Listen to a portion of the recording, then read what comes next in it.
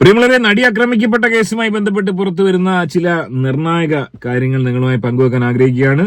നടി ആക്രമിക്കപ്പെട്ട കേസിൽ ദിലീപ് എന്ന് പറയുന്ന നമ്മുടെ പ്രമുഖ താരത്തെ വെറുതെ വിട്ടെങ്കിലും ദിലീപിന്റെ അവസ്ഥ ഏറെ പരിതാപകരമാണ്. ദിലീപിന്റെ സിനിമ പറക്കും തളിക എന്ന് പറയുന്ന സിനിമ ഇന്നലെ KSRTC ബസ്സിൽ പ്രദർശിപ്പിച്ചതിനെ ചൊല്ലി ഏറെ വിവാദം ഓടുന്ന ബസ്സിൽ നടക്കുകയുണ്ടായി. സിനിമ പ്രദർശിപ്പിക്കരുതെന്ന് വലിയൊരു വിഭാഗം സ്ത്രീകൾ ആവശ്യപ്പെട്ടു. അതിനെ തുടർന്ന് വലിയൊരു സംഘർഷാവസ്ഥ വരെ ഉണ്ടാവുന്നതും സിനിമ നിർത്തിവെക്കുന്നതും ഒക്കെ നമ്മൾ കണ്ടതാണ്. അതുപോലെ തന്നെ എറണാകുളത്ത് വലിയൊരു പ്രശസ്തമായ ക്ഷേത്രത്തിൽ ഉത്സവത്തിനോടനുബന്ധിച്ച് ടിക്കറ്റ് വിതരണം ഉദ്ഘാടനം ചെയ്യാൻ വേണ്ടി ദിലീപ് വരുമെന്നേറ്റിരുന്നു. നിരവധിയായിട്ടുള്ള പ്രതിഷേധത്തെ തുടർന്ന് ദിലീപിനെ ഒഴിവാക്കിയെന്നും ഇന്നലെ നമ്മൾ കേട്ടു. ചുരുക്കം പറഞ്ഞു കഴിഞ്ഞാൽ കോടതി ദിലീപിനെ വെറുതെ വിട്ടെങ്കിലും വലിയൊരു വിഭാഗം അതായത് മെജോറിറ്റി ജനങ്ങൾ ദിലീപിനെ ഇപ്പോഴും അക്സെപ്റ്റ് ചെയ്തിട്ടില്ല. ജനങ്ങൾക്ക് കൂടുതൽ വൈരാഗ്യം ദിലീപിനോടുണ്ടായി. അതായത് വിധിക്ക് മുമ്പേ ദിലീപിനോട് ജനങ്ങൾക്കുള്ളതിനേക്കാൾ കൂടുതൽ വൈരാഗ്യം ദിലീപിനോട് ഇപ്പം ആളുകൾക്കുണ്ടാകുന്നു. അതിന്റെ പ്രധാന കാരണം ദിലീപ് അതിവിദഗ്ധമായി ഈ കേസിൽ നിന്നും എല്ലാവരെയും കബളിപ്പിച്ചുകൊണ്ട് ഊരിപ്പോയി എന്നുള്ളൊരു പ്രതീതി ജനങ്ങൾക്കിടയിൽ ഉണ്ടായി എന്നുള്ളത് വളരെ വ്യക്തമാണ്.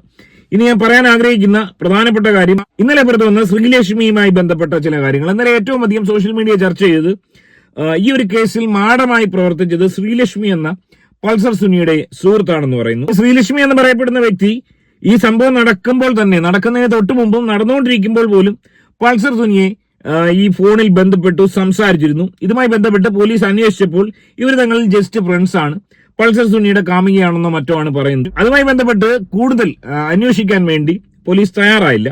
പ്രഥമ ദൃഷ്ടിയെ നമുക്ക് അത്തരം ഒരാളെ സോഷ്യൽ മീഡിയയിൽ ഒന്നും കാണാനും കഴിയുന്നില്ല.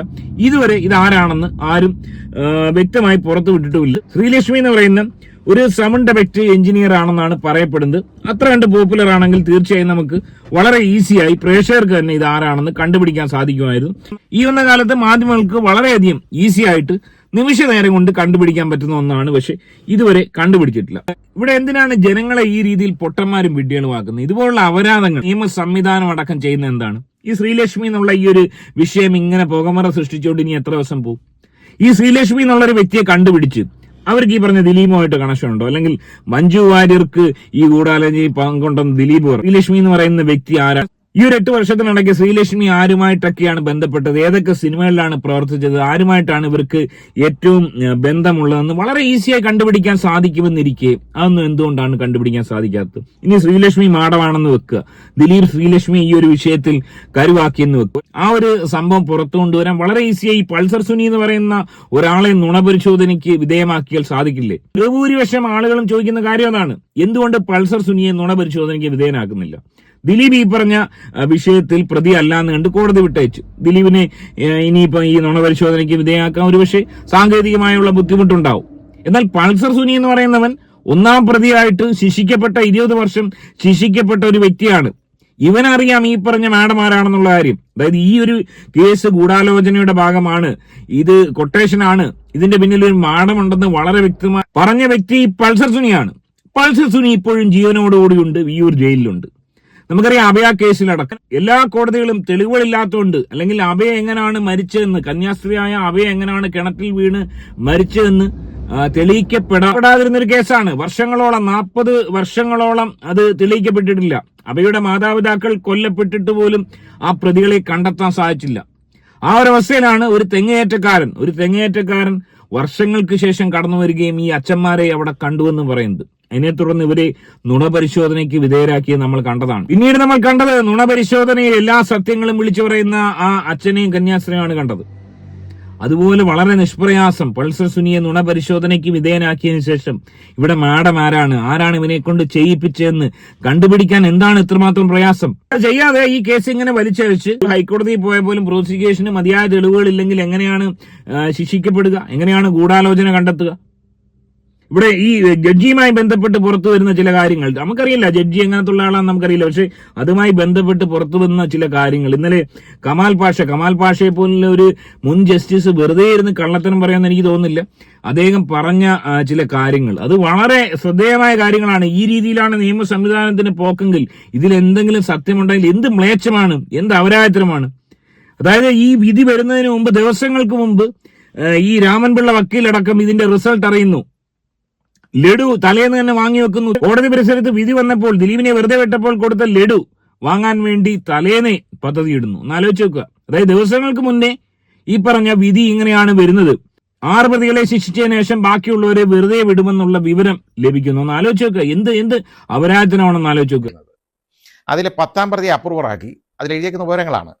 11ഉം 12ഉം പ്രതികളെ ഡിസ്ചാർജ് ചെയ്തു.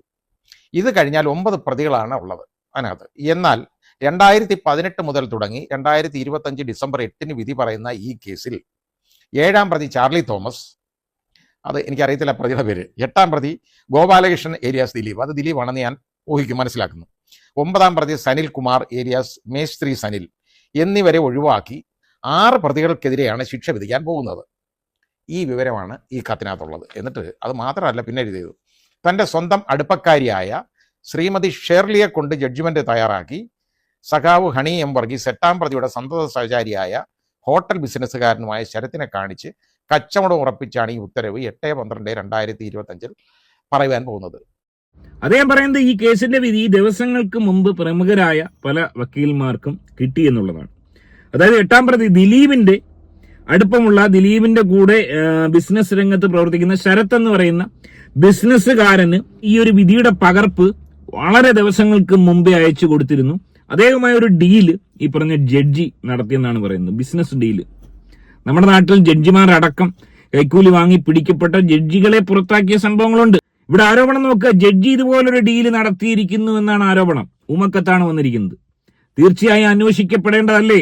ഇത്തരം അപരാധ പ്രവർത്തനങ്ങൾ നമ്മുടെ നാട്ടിൽ നടക്കുമ്പോൾ അനുവദിക്കാൻ പാടുള്ളതാണോ? ഷെർലി എന്ന് വിചാരിച്ചപ്പോൾ ഞാൻ നോക്കിയപ്പോൾ ഷെർലി എന്ന് പറയുന്ന ഒരു ജഡ്ജിയെ എനിക്ക് വേറെ അറിയില്ല. ഷെർസി ആണെന്നുണ്ടെങ്കിൽ എൻ്റെ ഒരു സഹപ്രവർത്തക ഉണ്ടായിരുന്നു. ഷെർസി ഹൈക്കോടതി ജഡ്ജിയായിരുന്നു, റിട്ടയർ ചെയ്തു പോയി. അതുകൊണ്ട് ഇങ്ങനെ ഒരാളെ കുറിച്ച് എനിക്കറിയില്ല. അത് ജഡ്ജ്മെന്റ് എഴുതാൻ മാത്രമല്ല, ഒരു ജഡ്ജ്മെന്റ് എഴുതാനുള്ള കഴിവ് ഹണി വർഗീസിന് ഇല്ല എന്ന് ഞാൻ കരുതുന്നില്ല. ഹണിക്ക് അതിനുള്ള കഴിവുണ്ട് എന്നുള്ളത് എനിക്കറിയാം. കാരണം എൻ്റെ ഈ അനുഭവത്തിൽ എനിക്കത് മനസ്സിലായിട്ടുള്ളതാണ് ഞാൻ പറഞ്ഞത്. പിന്നെ തൻ്റെ ഇനി ഷെർലിയെ കൊണ്ട് എഴുതിപ്പിച്ചു. ഈ ഉത്തരവ് അങ്ങനെ കാണിച്ച് കച്ചവടം ഉറപ്പിച്ചാണ് ഈ ഉത്തരവ്. അങ്ങനെ കച്ചവടം ഉറപ്പിക്കുന്നതൊക്കെ ആ ശീലമൊന്നും ആ ലേഡിക്ക് ഉള്ളതായിട്ട് ഞാൻ വിശ്വസിക്കുന്നില്ല. എറണാകുളം പ്രിൻസിപ്പൽ ഡിസ്ട്രിക്ട് ജഡ്ജി എന്ന നിലയിൽ ഒരുപാട് വിക്രിയകൾ കാണിച്ച ബാക്കി ഇതിനകത്ത് കുറച്ച് ഹൈക്കോടതി ജഡ്ജിമാരുടെ പേര് എഴുതിയിട്ടുണ്ട്. അത് ഞാൻ വെളിവാക്കുന്നില്ല.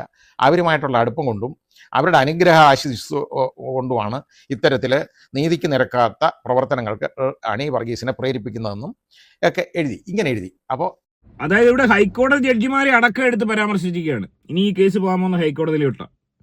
ഇവിടെ ഈ പൾസർ സുനി എന്ന് പറയുന്ന ഈ ഒരു അപരാധി മോനെ നുണപരിശോധനയ്ക്ക് വിധേയമാക്കി കൂടുതൽ തെളിവുകൾ ഉണ്ടാക്കിയിട്ട് കോടതിയിലേക്ക് പോകുന്നതല്ലേ നല്ലത്?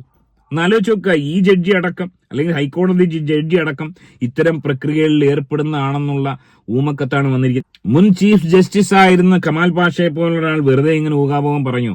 അദ്ദേഹത്തിന് ലഭിച്ച, ദിവസങ്ങൾക്ക് മുമ്പ് ലഭിച്ച കാര്യമാണ് അദ്ദേഹം പറയുന്നത്. അതായത് വളരെ വ്യക്തമായി, വളരെ കൃത്യമായി ഈ കേസിന്റെ വിധി എങ്ങനെയാണെന്ന് ദിവസങ്ങൾക്ക് മുമ്പ് വക്കീലന്മാർക്ക് ലഭിക്കുന്നു, കമാൽ പാഷയ്ക്ക് ലഭിക്കുന്നു. അങ്ങനെയെങ്കിൽ തീർച്ചയായും ഈ അഡ്വക്കേറ്റ് രാമൻപിള്ളയ്ക്ക് എത്ര ദിവസം മുമ്പ് ഈ വിധി കിട്ടിക്കാണും? അതുകൊണ്ടല്ലേ ദിലീപ് വളരെ കോൺഫിഡന്റ് ആയിട്ട് ഈ കേസിന് പോവുകയും മുൻപ് പറഞ്ഞു കൊടുത്ത, അതായത് മുൻപ് എങ്ങനെയാണ് പുറത്തിറങ്ങിയതിനു ശേഷം ദിലീപ് പറഞ്ഞ സ്റ്റേറ്റ്മെന്റ്, മഞ്ജു വാര്യർക്ക് ഈ ഗൂഢാലോചനയിൽ പങ്കുണ്ടെന്നടക്കം ദിലീപ് അവിടെ വെച്ച് പറയുന്നു. മാധ്യമങ്ങൾ അത് ഏറ്റെടുത്ത് വലിയ വാർത്തയായി വരുന്നു. മാധ്യമങ്ങൾ തന്നെ ആരോപിക്കുന്നു ദിലീപ് ഇത് മുൻകൂട്ടി പ്ലാൻ ചെയ്ത് വന്നതാണ്. വളരെ വ്യക്തമായില്ലേ? അതായത് വിധി എന്താകുമെന്ന് ദിവസങ്ങൾക്ക് മുമ്പ് ഇതുപോലൊരു പ്രമാദമായ കേസിൽ കുറ്റാരോപിതനായ 8ാം പ്രതിക്ക് മനസ്സിലാവുന്നു. എന്ത് കടുത്ത അനീതിയാണ് നമ്മുടെ നാട്ടിൽ നടക്കുന്നത്! എന്ത് വലിയ അപരാധമാണിത്! അപ്പൊ ഈ ഒരു കേസിൽ ഇനി ചെയ്യേണ്ടത് ശ്രീലക്ഷ്മി ആരാണെന്ന് കണ്ടെത്തുക. ശ്രീലക്ഷ്മി എന്ന് പറയുന്ന മാഡത്തിന്റെ പിന്നിൽ ആരാണ്? അത് ദിലീപാണോ? അത് കണ്ടെത്താൻ വേണ്ടി ചെയ്യേണ്ടത് പൾസർ സുനി എന്ന് പറയുന്ന ഈ ക്രിമിനലിനെ നുണപരിശോധനയ്ക്ക് വിധേയമാക്കുക എന്നുള്ളത് മാത്രമാണ്. വേറൊരു പോംവഴിയുമില്ല. സോ ഞാൻ പറയുന്നത്, ഈ കേസിൽ സത്യം പുറത്തു വരണമെന്ന് ആഗ്രഹിക്കുന്നവർ അതിനുവേണ്ടി സോഷ്യൽ മീഡിയയിൽ ശബ്ദമുയർത്തുക. നുണപരിശോധനയ്ക്ക് വിധേയനാക്കി പൾസർ സുനിയിൽ നിന്നും സത്യം എന്താണെന്ന് പുറത്തു കൊണ്ടുവരിക എന്നുള്ളതാണ് ഏറ്റവും പരമപ്രധാനമെന്ന് മനസ്സിലാക്കി അതിനുവേണ്ടി തീർച്ചയായും ഓരോരുത്തരും പോരാടുക. മാക്സിമം വീഡിയോ മറ്റുള്ളവരിലേക്ക് ഷെയർ ചെയ്യുക. നിങ്ങളുടെ അഭിപ്രായം കമന്റ് രേഖപ്പെടുത്തുക. ആദ്യമായിട്ട് വീഡിയോ കാണുന്നവർ വീഡിയോ ലൈക്ക് ചെയ്ത് ചാനൽ സബ്സ്ക്രൈബ് ചെയ്ത് വീഡിയോ ഹൈപ്പ് ചെയ്ത് കാണാൻ ശ്രമിക്കുക. ബൈ.